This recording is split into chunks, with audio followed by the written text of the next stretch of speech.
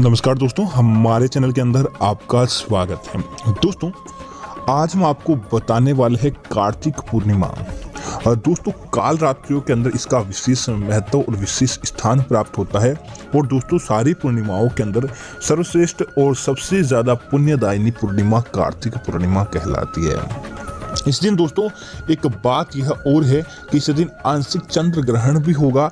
अगर आप चाहते हैं कि आपकी कुंडली के अंदर किसी प्रकार का बदलाव हो, घर परिवार के अंदर खुशियां देखने को मिले और दोस्तों आपकी राशि में परिवर्तन हो जाए, तो दोस्तों समझ लीजिए कि कार्तिक पूर्णिमा खास आपके लिए ही है। आपके कार्यों को सिद्ध करने के लिए, आपके कार्यों को बनाने के लिए कार्तिक पूर्णिमा अपने आप में ही एक विशेष महत्व रखती है। तो दोस्तों, आज हम आपको बताने वाले हैं कि कार्तिक पूर्णिमा के दिन अगर दोस्तों आप गोमाता के साथ यह उपाय करते हैं तो दोस्तों निश्चित तौर पर गरीबी आपके घर से कोसों दूर चली जाती है और आपको फायदा ही फायदा प्राप्त होता है। तो दोस्तों, बात करते हैं उपाय की। आगे बढ़ने से पहले आपसे निवेदन है, वीडियो को पूरा और अंत तक देखें और साथ ही साथ हमारे चैनल को सब्सक्राइब जरूर करें ताकि सही जानकारी आपको मिलती रहे। दोस्तों, कार्तिक पूर्णिमा के दिन गोमाता देवलोक गमन करती है, अर्थात कि अपना किसी प्रकार का कोई संदेश होता है तो गोमाता के साथ देवलोक अर्थात जहां पर देवी देवता निवास करते हैं वहां तक जाता है। और दोस्तों, गोमाता को पुण्यदायिनी, मोक्ष निवारणी, पाप नाशिनी और साथ ही साथ कर्म योगिनी माना जाता है, अर्थात कि गोमाता की सेवा करने से हमें पुण्य की प्राप्ति होती है। गोमाता की सेवा करने से हमारे किसी प्रकार के पाप होते हैं तो उनका नाश होता है और साथ ही साथ हमारे जीवन के अंदर किसी प्रकार के कोई विकार होते हैं तो वह दूर होते हैं और हमें धन की प्राप्ति होती है।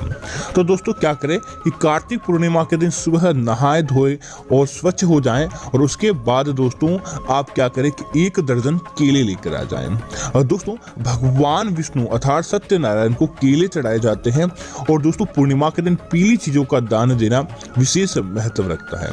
अब आप भगवान की पूजा के दौरान आप उन केलों को भगवान को अर्पित करें और अर्पित करने के बाद आप भगवान से उन अपने जीवन से जुड़ी कोई भी परेशानी को समाप्त करके आप मंत्र साधना करें। ओम नमो भगवते वासुदेवाय, इस मंत्र का जाप करें और जाप करने के बाद दोस्तों गोमाता को आप 1 दर्जन वह केले खिला दें। और ध्यान रखें कि जब आप गोमाता को वह केला खिलाने वाले होते हैं तब आपके पैरों के अंदर चप्पल नहीं पहनने होने चाहिए। आप नंगे पांव ही गोमाता को केला खिलाएं। निश्चित तौर पर दोस्तों आपको फायदा प्राप्त होगा। लेकिन इस बात का ध्यान रखिए कि गोमाता को केला खिलाने के बाद आपके कानों के आपको गोमाता के कानों के अंदर जो भी आपकी मनोवांछित इच्छा, किसी परेशानी को समाप्त करने की बात या कुछ भी आप चाहते हैं वह गोमाता को कह देनी चाहिए। क्योंकि दोस्तों कार्तिक पूर्णिमा के दिन मान्यता है कि गोमाता देवलोक गमन करती है और गोमाता के अंदर 33 कोटि देवी देवताओं का वास होता है। तो निश्चित तौर पर देवलोक गमन के अनुसार आपकी वह बात मुराद निश्चित तौर पर देवी देवताओं के समक्ष होती है और वह आपकी बात पूरी होती है, जिससे आपको दोगुना लाभ प्राप्त होता है। इसी तरह दोस्तों, अगर आपके ऊपर कर्ज बहुत ज्यादा बढ़ गया है या फिर दोस्तों पैसों की समस्या आपके जीवन के अंदर आन पड़ी है और देनदारी समाप्त होने का नाम नहीं ले पा रही है, तब भी आपको एक उपाय करना चाहिए। आप क्या करें कि कार्तिक पूर्णिमा के दौरान घर के अंदर जब रोटी बनाएं, उसी प्रकार आपको रोटी बनानी है, लेकिन पहली रोटी आपको एक अलग विधि से बनानी है।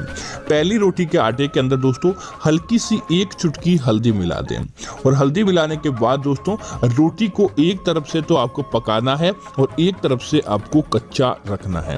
और कच्चा रखने के बाद दोस्तों क्या करें कि उस रोटी पर आप हल्दी की सहायता से दोस्तों हल्का सा आप हल्दी का पानी बना लें और उसके बाद उस रोटी की कच्ची तरफ आपको एक स्वास्तिक या एक ओम के चिन्ह का निर्माण करना चाहिए। और उसके बाद दोस्तों उस कच्ची रोटी की तरफ आपको सरसों का तेल या फिर दोस्तों आप घी लगा सकते हैं। इन दोनों में से कोई एक चीज लगाएं और उसके बाद उस रोटी पर आप गुड़ रख दें।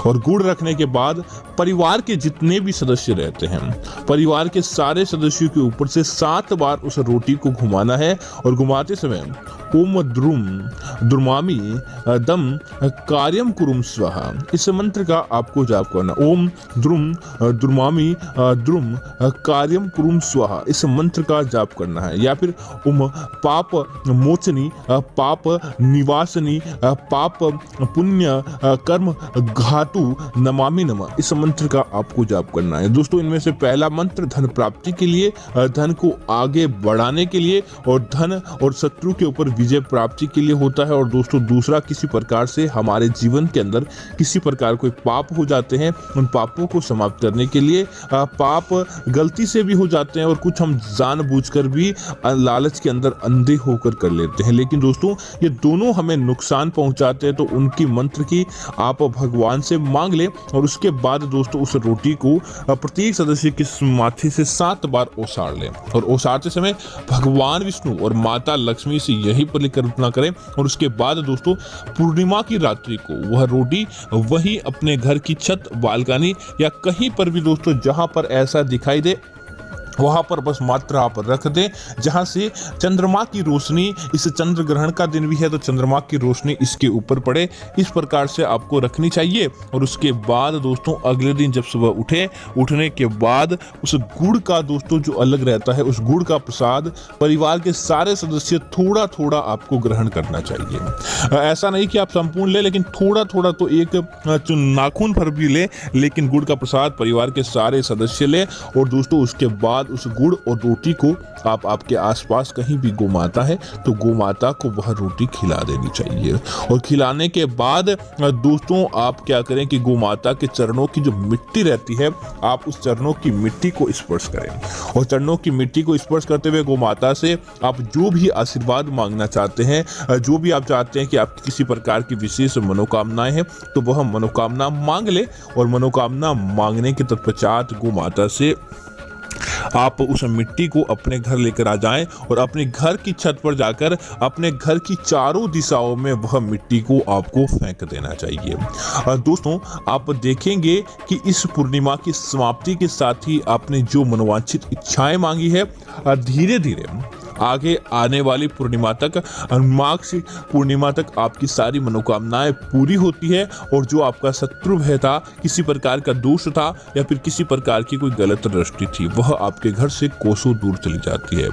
लेकिन इस बात का ध्यान रखना चाहिए, इसके बाद नित्य आपको पहली रोटी गोमाता के लिए निकालनी चाहिए, जिससे आपको दोगुना लाभ प्राप्त होता है। दोस्तों इस बार की पूर्णिमा का एक विशेष महत्व यह है कि यह कार्तिक पूर्णिमा है, अर्थात कि दीपक जलाने की पूर्णिमा है। तो अपने घर के अंदर 11 दीपक आप जरूर जलाएं और 11 दीपक जलाते समय एक दीपक दोस्तों आपको गोमाता के निमित्त भी निकालना चाहिए। और उस दीपक को आप तुलसी माता के सामने रखें और गोमाता के निमित्त आप निकालकर आप ओम नमामि नमः इस मंत्र का जाप करें। और यह मंत्र दोस्तों ओम नमामि नमः, इस मंत्र का तात्पर्य है कि सारे देवी देवताओं को आप नमन कर रहे हैं। इस मंत्र का जाप करने के बाद आपकी सारी मनोकामनाएं पूरी होती है और साथ ही साथ गोमाता का आशीर्वाद मिलता है, क्योंकि दोस्तों गोमाता कलयुग के अंदर जागृत है, इनके अंदर सारे देवी देवताओं का निवास होता है और निश्चित तौर पर आपको फल मिलता है।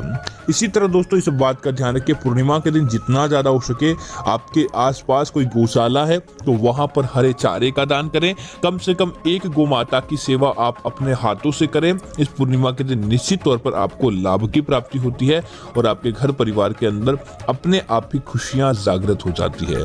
तो दोस्तों मैं उम्मीद करता हूं कि यह जानकारी आपको अच्छी लगी होगी। इस प्रकार की अन्य जानकारी देखने के लिए आप हमारे चैनल को सब्सक्राइब करें और साथ ही साथ वीडियो को लाइक और शेयर करना ना भूलें, ताकि इस प्रकार की जानकारी आपको मिलती रहेगी। जय गौ माता मित्रों, धन्यवाद मित्रों।